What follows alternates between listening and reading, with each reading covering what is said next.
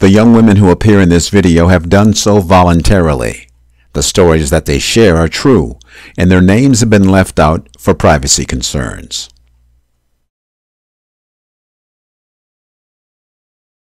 How did you come about getting in contact with this organization? Well, I was in school for a volleyball scholarship, and I took my physical and I found out I was pregnant. And I had to come back home. So I was working and everything, and then I lost my job. And then I was staying with family and friends, and I had nowhere to go. And then me and my son were completely homeless. So we went to the Salvation Army, and they had called 211 for me, and they had got me an appointment with Southern Nevada Children's First. Times got rough. I wasn't able to keep up with a car note.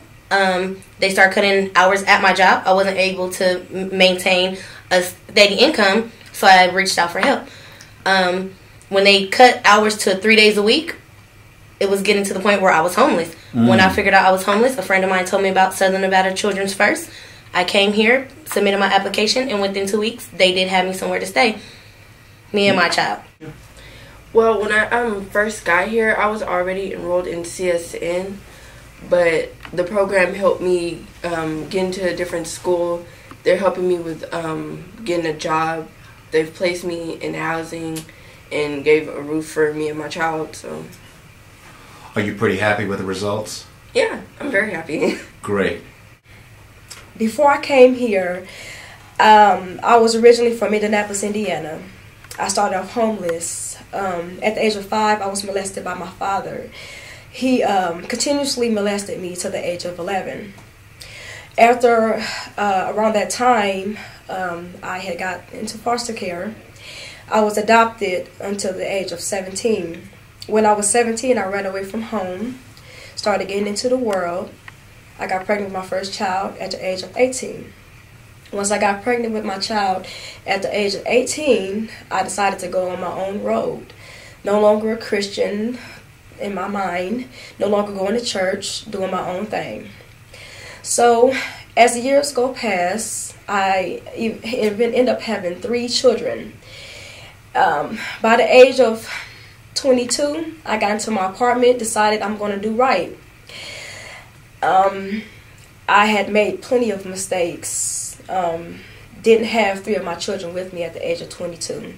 I got pregnant at the age of 22 and had, which is now my 6-month-old child. I got involved with a guy because I had his baby, so I figured, okay, I'm going to be with him. So we end up coming here to Las Vegas. I end up getting into a very abusive relationship, which caused me to spin in my head psychologically, mentally, lose my mind. Till one day I said, Lord, I'm tired of going through. I'm tired of getting beaten. I'm getting tired. When is this cycle going to end? When is this generation curse going to end in my life? Southern Nevada Children First, we provide transitional housing for youth between the ages of 16 to 24. They're able to reside at one of our facilities for up to 2 years. We also provide life skills training, and through that we provide education and employment training, as well as life skills development and parenting classes for these young ladies. We also offer clinical services to young ladies that have experienced severe trauma. So we work with them one-on-one to address some of the trauma that they've experienced, as well as provide individual or group counseling and support groups for them. How has it been received in the community? How has your organization and the services been received in this particular community? We've been welcomed in this community. The organization was spun out of a need that had been identified. I was working at another organization that assisted young men with transitional housing, but we couldn't find services for young women that were parenting, nor young women that were in their 3rd trimester of pregnancy. And so a colleague and I got together and we kind of started Southern Nevada Children First.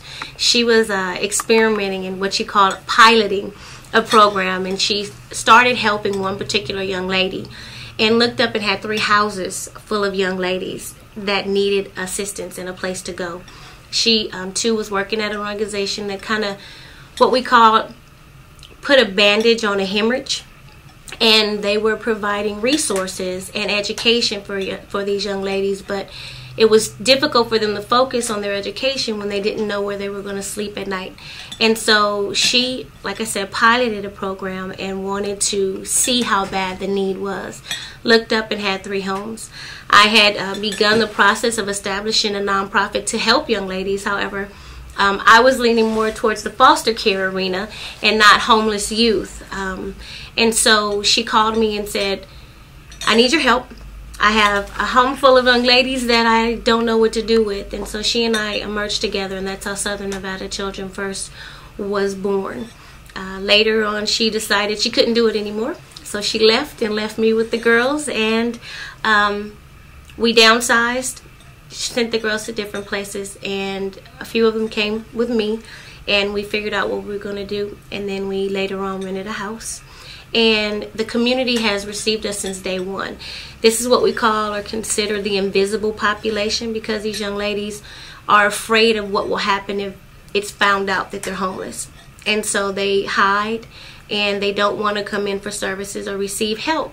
So when Southern Nevada Children first hit the community and let it be known that we were here, the community has rallied around us ever since. They donate clothing, they come in and help mentor, they donate financially, and so it's been very receptive. They've been very receptive to us. It sounds very much like a grassroots effort.